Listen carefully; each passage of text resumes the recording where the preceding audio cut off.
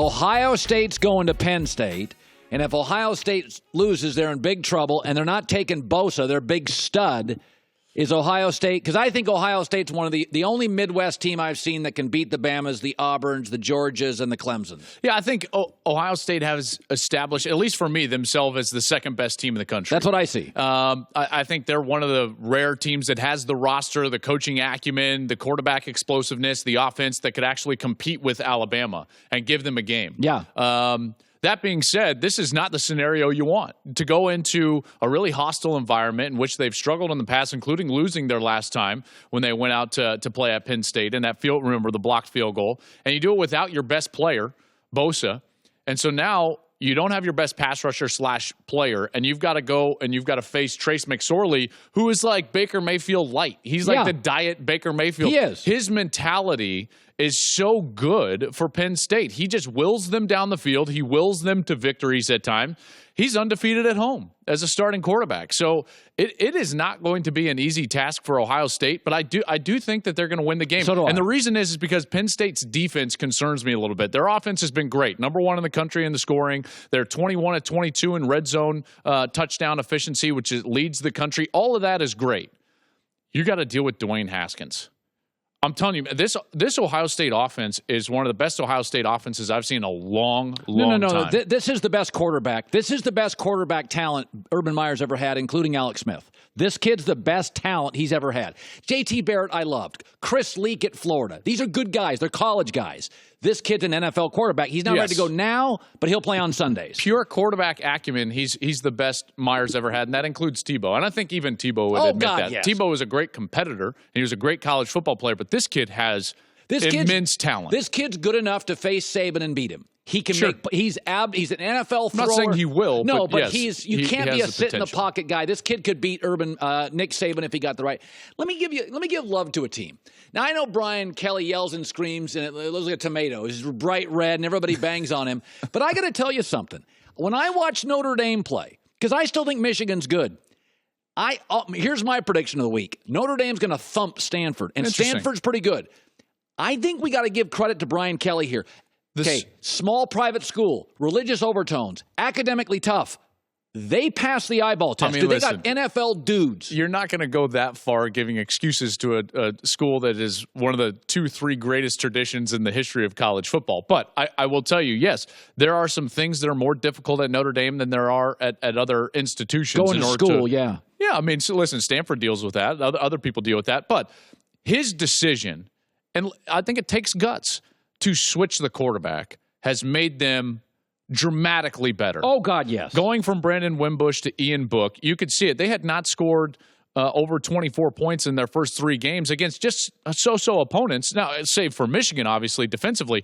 But then they go to Wake Forest. I'm not saying Wake Forest is a juggernaut defensively, but they put up a 50-burger, right? Like, there's now a different dynamic to what Notre Dame can present the opposing defense with Ian Book at quarterback. So give Brian Kelly a lot of credit for making that move, and it's made them a better team and made this game much more interesting. I think Notre Dame is really good, and when they thumped, and I say thumped, it was a touchdown Michigan, everybody sold their stock on Michigan. You and I are the last remaining people in America that still think Harbaugh's a really good coach. I tell you, this is a great time to buy Michigan stock.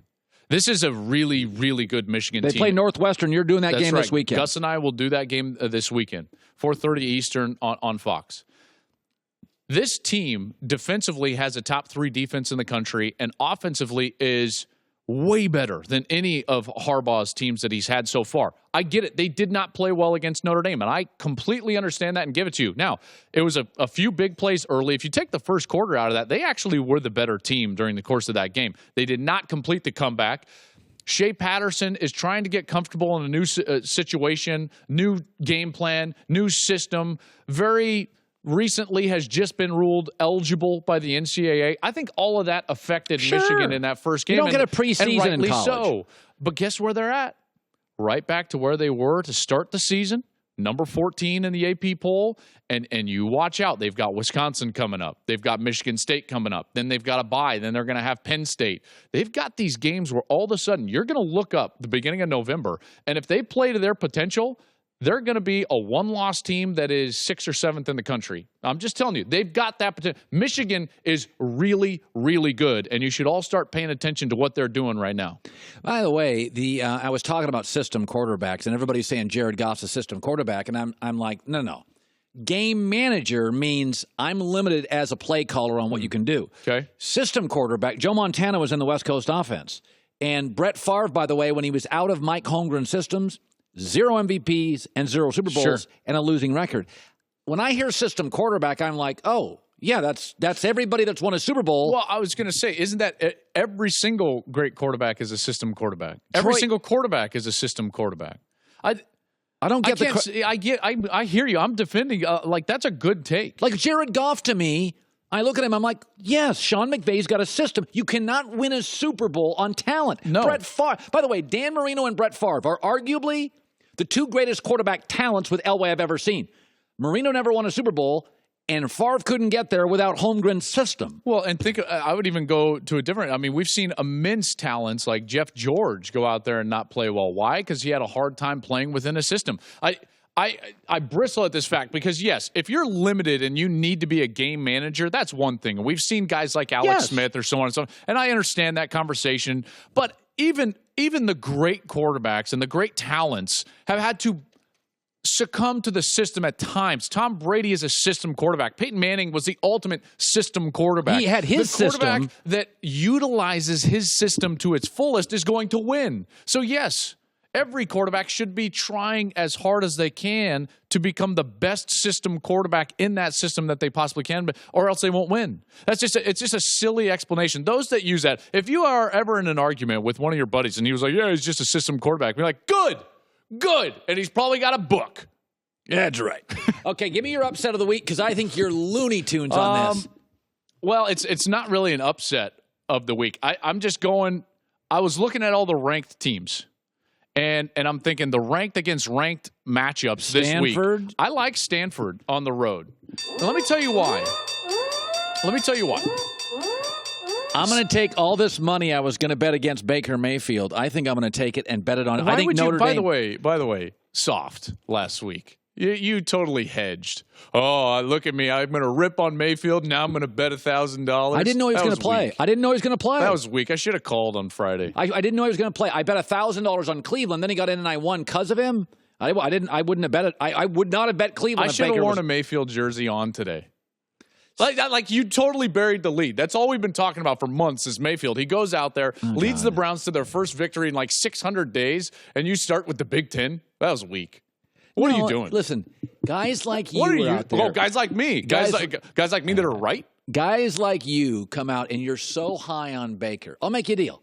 Did you watch him play? Dude, he was completing hook patterns, curls. I mean, he's a number one pick. Guess who wasn't completing those? Okay. The opposing quarterback, Sam Darnold. When you're the number one pick. Yeah, but I got a book, Joel.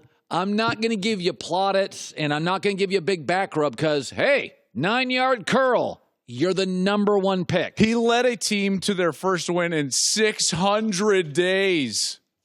Yeah. That's what you do when you're a number one quarterback. Oh, my gosh. See you go on the road. See you go on the road and win. This is big boy football, Sunday football. We'll see. Let's see. Yeah, we'll see. All right, we'll see you later. Hi, everybody. Thanks for watching. Subscribe here to get the latest from the show. Also, be sure to check out more of the best clips from The Herd or go watch a few segments from other shows on FS1.